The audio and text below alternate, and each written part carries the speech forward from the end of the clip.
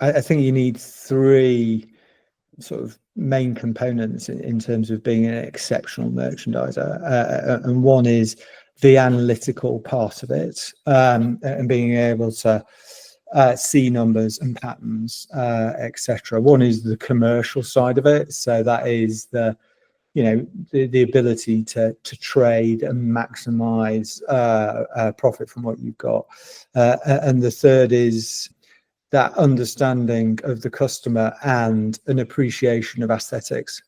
I don't always think that everybody has all of them. I think it's actually quite rare to have all three. But yeah, I think that's what makes the best merchandiser.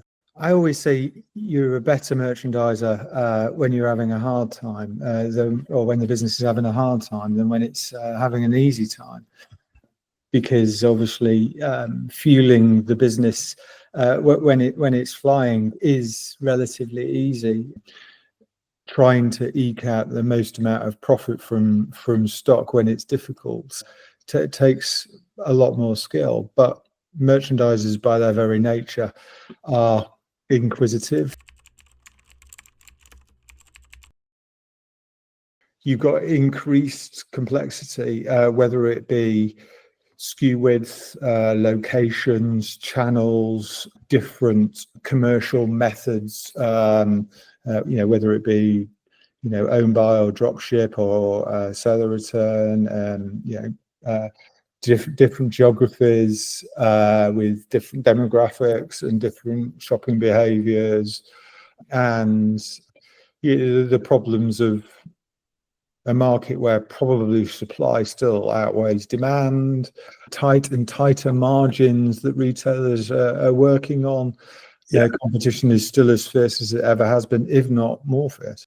I have sympathy for merchandisers in a lot of respects, because it doesn't matter how good you are, you're always wrong. And the skill of merchandising is to be less wrong. You are living in a world where you strive for perfection, but perfection doesn't really exist, which can be, a demoralizing thing in a way, unless you kind of got that drive to forever try and make things better, which I think most senior merchandise professionals share, and it can be very underappreciated by a business that may see retail operations or buying as more important functions. But without a good merchandising function, which I would always describe as the commercial cog of the business, the other bits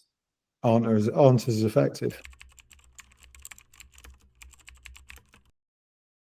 There should be more time in terms of focusing on how to drive the business forward, rather than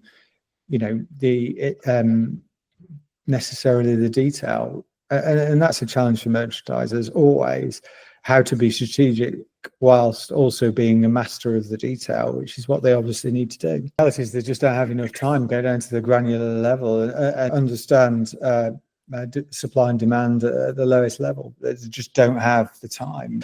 And then there are a number of tools that can help you do that, whether it be assortment plans, etc., that help you plan better. But they're all very,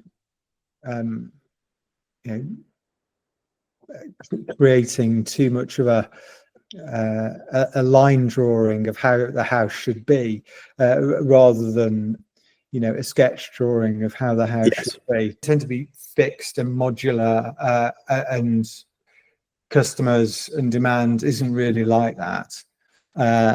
They tend to group things together just because you can't deal on an individual basis because of the complexity. So you can averages, assumptions, aggregation. Those are lots of the tools that merchandisers and businesses will use to simplify things. But in that simplification, they lose the nuances of what's going on an individual, SKU location basis. Whenever you're going through technology change program, etc., and somebody from technology will say, what we're going to do is we're going to get rid of Excel. and you see all the merchandisers basically look at each other and start, giggling. Don't be silly. The other thing that technology people can also say is when the business transfers over to Google and they say, oh, and now we're going to get rid of Excel, we're going to use Google Sheets as well. And you just get a horrified look from most of the merchandisers going, oh no, it's useless. Granularity that human beings can't get down to. They wish they could, and probably quite enjoy getting there if they could, but the reality is because of the complexity, they can't get down there. Not only that granularity, but recognizing patterns and repeating patterns, etc., which human beings, however good they are, will miss. So AI can help significantly as far as that's concerned, in terms of allowing people not to get so bogged down in the detail and to think strategically. And because it's more accurate as well, it can save costs in lots of different ways. So, if you can predict demand very accurately on a location by location basis, you don't have to send a lorry to that location on, 3, 4, 5, 6, 7 times a week in order to achieve those sales. Which means that you save lorry journeys. It means that you save polluting the atmosphere. It means that it saves the store staff from unpacking deliveries 6 or 7 times a day that may turn up at 7 o'clock in the morning or 6 o'clock at night, or there are so many other. Does it have gut feel? No, not yet. Does it have intrinsic understanding? Does it feel? Does it understand the aesthetics? Perhaps not. But what it can do is it can go through that computational minefield of detail and come up with a rational suggestion in terms of what the best way is to meet demand and where that demand's likely to turn up. I think this goes back to a culture of anti-risk taking, that people actually don't want to take the risk in case it doesn't work, and then they might be blamed. And part of that is prioritization within businesses in terms of investment. It's not necessarily, better data analytics isn't necessarily that sexy. There's a lack of understanding about what good looks like and how technology can help you be, get 80% perfection versus 60% perfection. So I think there's a lot of technology debt as well. So retailers have resisted adopting technology for quite a number of years in a lot of cases. And that means that they've got a lot of catching up to do.